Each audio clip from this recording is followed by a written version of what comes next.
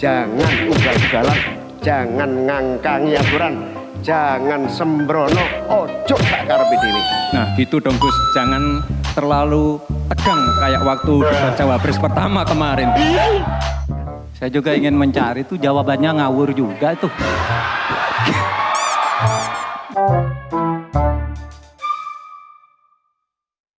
Kembali bersama kami dalam Special Report Nusantara TV, masih bersama saya dan Mbak Fani Caniago. Mbak Fani, tadi kalau kita lihat ya, ini mungkin ada juga nggak sebenarnya di media sosial potongan-potongan itu dan ramai. Viral. Iya. Oke, tapi kembali lagi tadi kalau kita mau bahas terkait dengan emosi trust di sini ya. Ini kita ada emotion analysis paslon di sini. Ini ada apakah memang ini terjadi pada saat kalau dilihat risetnya adalah sehari sebelum pas hari juga debat hari ini gitu. Jadi memang kita mau meng-capture bagaimana netizen itu biasanya sudah mempersiapkan diri, apalagi kalau netizen yang fokus terhadap politik ya dan mengawal debat ini gitu. Jadi biasanya sudah di hari debat sudah ramai di media sosial dan apalagi setelah debat gitu. Nah, ini yang menarik adalah gini Mbak Elisa, karena di setiap riset yang kita lakukan after debat, bahkan before dan after debat kita sudah melewati 4 debat. Nah, 3 debat sebelumnya adalah Ganjar Mahfud ini selalu mendapatkan posisi trust yang lebih tinggi gitu, secara komposisi persentase.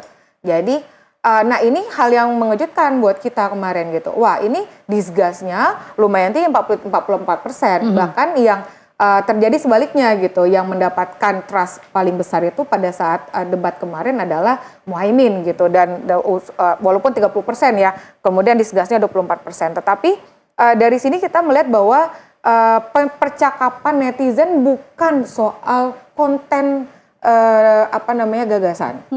Karena kalau yang memantik disgust ini pasti gesture kan gitu. Yang memantik disgust ini misalnya ada yang dianggap songong atau misalnya terlalu berlebihan gitu. Jadi kata-kata seperti itu. Nah, kenapa paling besar itu memang kemarin tuh dialamatkannya lebih banyak kepada Gibran ya gitu. Dan disgustnya 41%. Nah, pertanyaannya kenapa disgust Prof Mahfud juga tinggi gitu. Nah, karena memang meningkatnya ekspos percakapan mengenai isu yang mengangkat disgust ini atau yang ketidaksukaan ini itu meningkat ketika ada yang lagi nyari-nyari di kolom pertanyaannya mana ya gitu. Terus kemudian ya saya mau nunggu dari tadi jawabannya kok nggak ketemu gitu misalnya. Nah itu memantik respon disgust yang juga dibahas kepada Prof Mahfud. Bukan terhadap Mahfud ya, tetapi membahas dalam satu unggahan, membahas misalnya kasihan kepada Pak Mahfud gitu, dan kok ada yang nggak sopan ya kepada Pak Mahfud kayak gitu. Jadi ini jadinya juga banyak disgustnya, tetapi bukan terhadap Mahfud gitu. Apakah gimmick-gimmick kemarin juga akhirnya mempengaruhi tadi ya? Kalau kita lihat dari data Anda Mbak Fani, dari banyaknya pemilih perempuan akhirnya beralih ke pasangan yang harusnya yang tadinya mereka sudah menentukan akhirnya ke paslon lainnya. Jadi sebelum debat kemarin itu kita juga selalu melihat berapa persentase perempuan dan laki-laki dalam yang membahas mengenai debat dan masing-masing capres-cawapres ini gitu. Kemarin itu yang mendulang respon perempuan paling besar adalah Prabowo Gibran gitu. Angkanya sampai 33% gitu. Nah, ini menyusut setelah debat. Bahkan perempuannya malah setelah debat itu beralih, dan walaupun jadinya mengerucut ya. Jadi memang mungkin perempuan jadi tidak terlalu outspoken ketika di media sosial gitu. Sehingga persentasenya itu juga turun ke bawah 25% gitu. Karena sebelumnya tuh sampai 30 sekian. Nah, ini yang paling banyak malah mendapatkan respon dari perempuan adalah Mahfud MD gitu di 25%. Dan Anies Muhaimin itu 21% dan Gibran itu 23%. Jadi kemarin mungkin ada beberapa kutipan kalau misalnya saya melihat ya dari bagaimana netizen itu menyatakan ketidaksenangannya yang tadi disgust tadi adalah tidak nyaman terhadap apa yang dipertunjukkan, sehingga yang biasanya merasa tidak nyaman kan biasanya perempuan ya gitu. Karena dianggap tidak sopan, terus kemudian mungkin tidak sesuai dengan norma dan lain-lain gitu. Tapi ada juga yang menyerukan bahwa ya memang begitu cara anak muda gitu. Nah itu kita juga kemarin ini berarti netizen sangat bervariasi sekali dalam melihat debat kemarin. Gitu. Bervariasi. Tapi kalau kita juga lihat, kita lihat data berikut ini. Ini kita memiliki data Mbak Fani juga. Ya.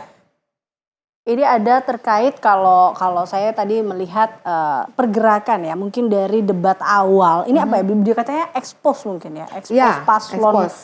Sejak debat pertama. Nah ya. ini nih kita lihat dulu nih. Nah ini adalah engagement. Jadi sebenarnya dari data engagement ini kita sebenarnya tidak ada yang berubah posisinya.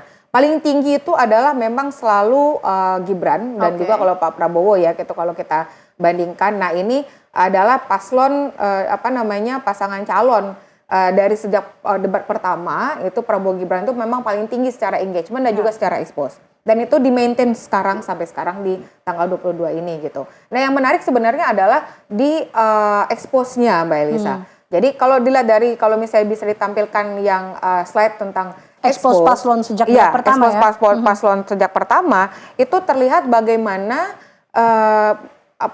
Anies Muhaimin itu awalnya walaupun tidak terlalu tinggi ya di awal-awal debat di tanggal 12 Desember, tetapi bisa dalam waktu 1 bulan, iya. Ini kalau kita lihat grafiknya bahkan dia melebihi Gibran Rakabuming. Iya, secara akumulasi bulan Januari dari tanggal 1 Januari sampai 22 hari ini itu expose mengenai Anies Muhaimin itu sudah sangat tinggi, dibantu oleh apa gitu. Jadi saya melihat bahwa ada perubahan gaya utilisasi di media sosial yang dilakukan oleh pasangan nomor 1. Gitu.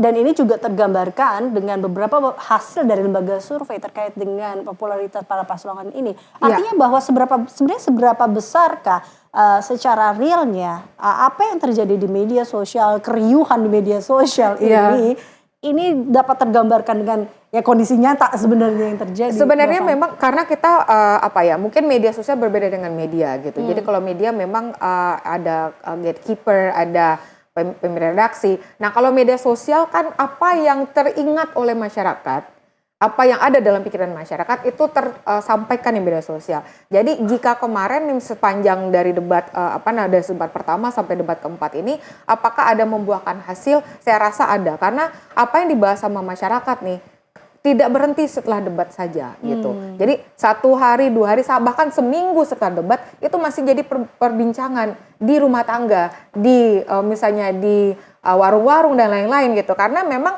ada hal-hal yang menurut mereka perlu diadres juga dari apa yang disampaikan oleh masing-masing pasangan calon ini gitu.